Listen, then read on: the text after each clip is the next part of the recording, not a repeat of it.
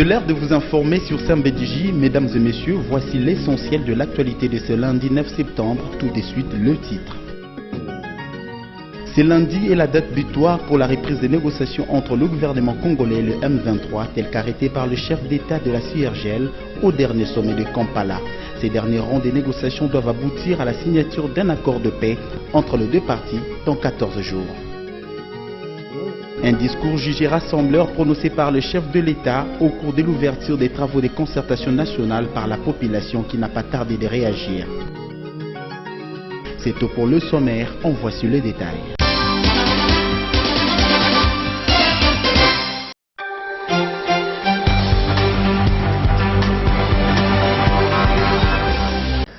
C'est aujourd'hui, lundi 9 septembre, que le gouvernement congolais et le M23 doivent se retrouver à Kampala pour la reprise des négociations, telle qu'est recommandée par le chef d'État des Grands Lacs lors du dernier sommet de la CIRGL à Kampala. Si les deux parties ont accepté de se rendre à Kampala, il demeure cependant de nombreuses incertitudes sur le déroulé de ces négociations. En effet, l'avion de la délégation congolaise n'arrivera qu'en fin de journée ce lundi à Kampala. Il y a donc trop peu de chances que les discussions débutent dès aujourd'hui. Et selon les règlements, pour permettre la tenue d'une plénière et donc la signature d'un accord, dans un premier temps, les échanges auront lieu par écrit par l'intermédiaire de la médiation. C'est un texte de synthèse rédigé au mois de juin qui devait servir de base aux échanges. Seulement, le texte a été déjà rejeté en son temps par les deux parties. Signalons que ces derniers jours, chaque partie a réaffirmé ses positions. Pour Kinshasa, il y a deux lignes rouges. Pas d'amnistie ni de réintégration pour les hauts gradés du M23. De son côté, le M23 envisage un désarmement de ses rebelles, mais à deux conditions: la mise au pas des FDLR et le retour des réfugiés congolais. De ce fait, les 14 jours imposés aux deux parties par le chef d'État de la CIRGL pour parvenir à la signature d'un accord s'annoncent déterminants pour la suite des événements.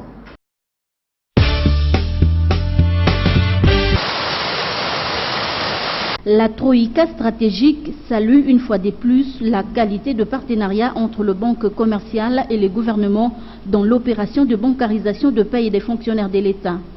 Cependant, la Troïka stratégique a exprimé son indignation à la suite de l'arrestation de deux agents de l'Ecobank sur une plainte de magistrats militaires. Face à cette situation, la Troïka pense que ces comportements peuvent porter préjudice au partenariat qui lie le gouvernement et le banque commerciale. Vérification faite, ces agents n'avaient pas besoin d'être arrêtés parce que ces magistrats sont payés par une autre banque qu'Ecobank. Et nous pensons que ça, c'est des comportements qui peuvent porter préjudice au partenariat qui nous relie aux banques commerciales. Nous regrettons donc cet incident et nous espérons que tous les agents et fonctionnaires de l'État vont nous faciliter la tâche afin que ce partenariat très utile puisse permettre au gouvernement d'aller jusqu'au bout de cette réforme. Sur un autre chapitre, le contrat qui avait été conclu entre AIFES et le gouvernement congolais étant arrivé à son terme. La Troïka stratégique a donné au ministre des Finances la latitude de récupérer le véhicule qui ont été achetés dans le cadre de ces contrats. Et la Troïka stratégique aujourd'hui a donné au ministre des Finances la latitude de récupérer les véhicules qui ont été acquis, qui ont été donc achetés dans le cadre de ce contrat et qui sont des véhicules du gouvernement et qui doivent donc être utilisés par les services administratifs attitrés. Le ministre des Finances a reçu la latitude de récupérer ces véhicules par tous les moyens possibles. La réunion du groupe thématique secteur productif a quant à elle examiner les niveaux d'exécution financière du programme agricole en province. D'exécution financière du programme agricole en province qui devrait bénéficier d'une moyenne de 5 milliards de francs congolais par mois et par province pour un coût total de 74 milliards 886 494 000 francs congolais. Le ministre de l'Agriculture et du Développement rural a fait observer que le taux de décaissement est encore assez faible et qu'il y avait urgence d'accélérer le décaissement pour être conforme aux exigences de la campagne agricole qui va du 15 septembre au 15 octobre. Et à ce sujet, le groupe thématique secteur productif recommande un usage efficient de ressources déjà décaissées.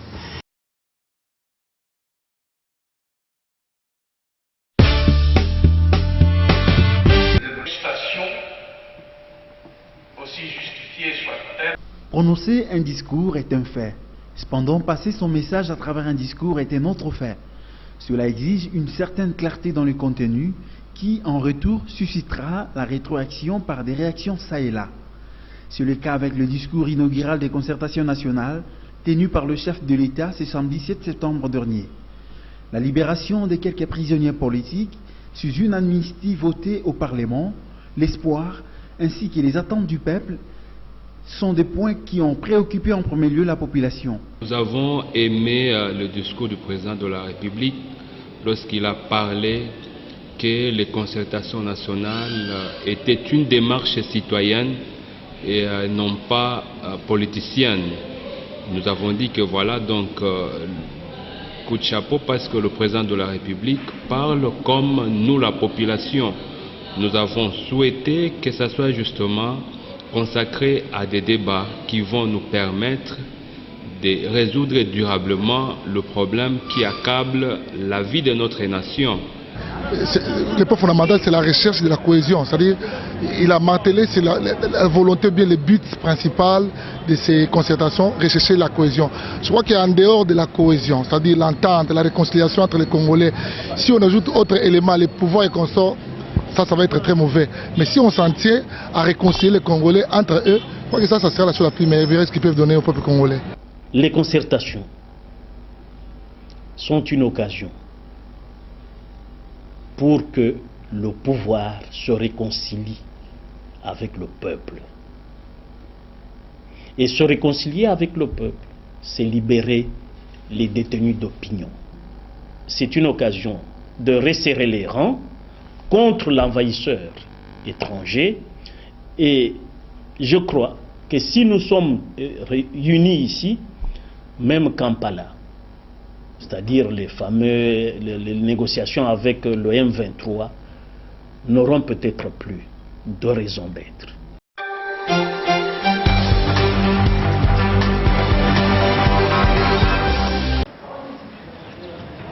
Pour marquer l'effectivité de la rentrée des classes édition 2013-2014, la promotrice du complexe scolaire Excellence Ouamou a, une semaine après, procédé à l'inauguration de cet établissement de l'enseignement primaire, secondaire et professionnel afin de palper du doigt les réalités de l'école et prendre contact avec le corps professoral. Prenant la parole, la promotrice Angèle Ouamou livre ici la mission du complexe scolaire Excellence Ouamou. Que je crée une école d'excellence pour aider ces élèves, les enfants, à bien écrire, à bien lire et surtout après à être des hommes. Parce que là, on constate que maintenant, dans notre pays, je peux dire que c'est un peu du n'importe quoi. Si on voit les élèves aujourd'hui, même j'ai lu des CV, j'ai lu des lettres avec plein de fautes de français. Alors je crois que Excellence Ouamou, c'est le nom de mon père, le nom de notre père, comme nous sommes à plusieurs. Donc c'était un monsieur excellent, déjà de son travail, c'était l'excellence. Et je voulais l'honorer. J'ai choisi l'élite, les professeurs que j'ai choisis moi-même, avec l'aide de quelques inspecteurs. Ils ont fait des tests et j'ai pris les meilleurs. Concernant les frais à payer, la bourse semble être à la portée de tous. Vu l'infrastructure que nous avons, et si vous sillonnez les écoles environnantes, vous trouverez que c'est un cadeau. C'est un cadeau.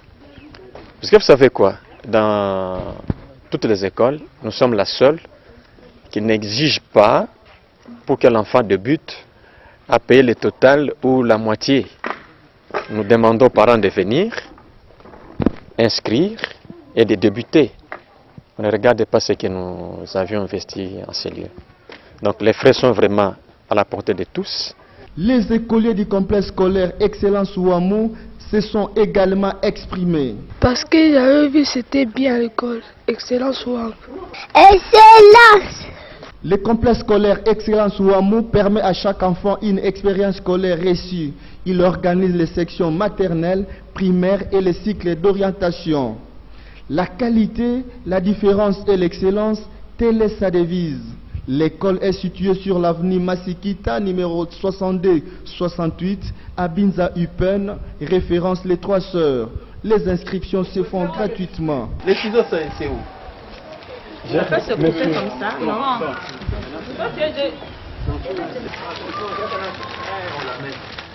Voilà.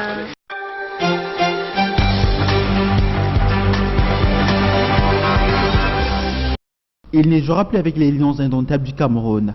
Samuel Eto'o met fin à sa carrière internationale. Son match contre la Libye de ce dimanche 8 septembre était le dernier pour lui en sélection. Probablement, cette idée avait germé depuis longtemps dans sa tête. Mais les événements de ces 2 dernières années dans la tanière ont fini par le persuader de laisser l'équipe nationale du Cameroun. Visiblement usé par des conflits internes, y compris la diversité de l'équipe dirigeante du football camerounais. Eto'o fils a préféré se consacrer à son nouveau club, Chelsea. Cette décision a surpris beaucoup d'observateurs dans la mesure où, avec la qualification de son pays au 3e et dernier tour des éliminatoires du Mondial 2014, ces joueurs avaient toute la possibilité de disputer une 4e Coupe du Monde de sa carrière et se retirer de la sélection après celle-ci. Cependant, après plus de 16 ans passés au sein de l'équipe nationale de football du Cameroun, l'ancien attaquant de Barcelone a décidé de tirer sa révérence. Rappelons que c'est en 1997 que le quadruple ballon d'or africain a porté pour la première fois le maillot du Cameroun. À l'époque, il n'avait que 16 ans. Malgré son jeune âge, Claude Leroy lui avait fait toute sa confiance. Considéré comme l'un des meilleurs footballeurs au monde de sa génération et l'un des meilleurs joueurs africains de tous les temps, à 32 ans, Eto'o quitte la sélection du Cameroun.